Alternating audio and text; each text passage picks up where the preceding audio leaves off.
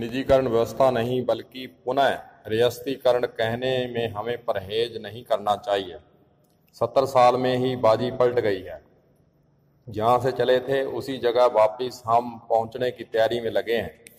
1947 में जब देश आज़ाद हुआ तो मंत्री देश की रियासतों को मिलाने के लिए परेशान हुए थे। लगभग 562 रियासतों को भारत में मिलाने का काम किया गया था, तो सारी संपत्ति सिमट कर गणतांत्रिक पद्धति वाली सरकार के पास आ गई थी। धीरे धीरे रेल, बैंक, कारखानों आदि को राष्ट्रीयकरण कर दिया था। एक शक्तिशाली भारत का निर्माण हुआ। 70 साल बाद फिर समय और विचार ने करवट ले लिया है। फांसीवादी ताकतें पूंजी व्यवस्था के कंधे पर सवार होकर के राजनीतिक परिवर्तन पर उतारू हैं। लाभ और मुनाफे की विशुद्ध वैचारिक सोच पर आधारित ये राजनीतिक देश को फिर से 1947 के पीछे ले जाना चाहती है। जानी देश का संपत्ति पुनः रियासतों के पास ले जाना चाहते हैं। निजीकरण की आड़ में पुनः देश की सारी संपत्ति देश के चंद पूंजीपति घरानों को सौंपने की चाल देश में चल निकली है। इससे लोकतंत्र का वजूद खत्म हो जाएगा। देश उन पूंजीपतियों के अधीन होगा।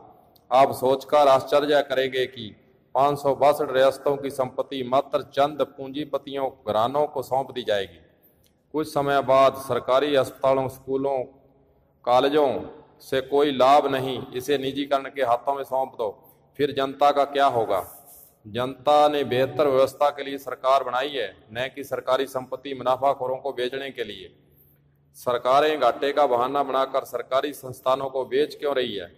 अगर प्रबंधन सही नहीं तो भागते क्यों हो? उसे सही करें।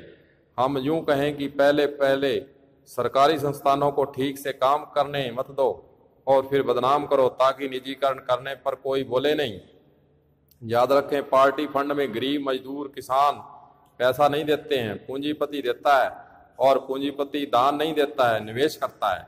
चुनाव के बाद मुनाफे की फसल काटता है। सरकारों को एहसास कराना होगा कि वे अपनी जिम्मेदारी से भागे नहीं। अगर कहीं घाटा है तो प्रबंधन को ठीक करें।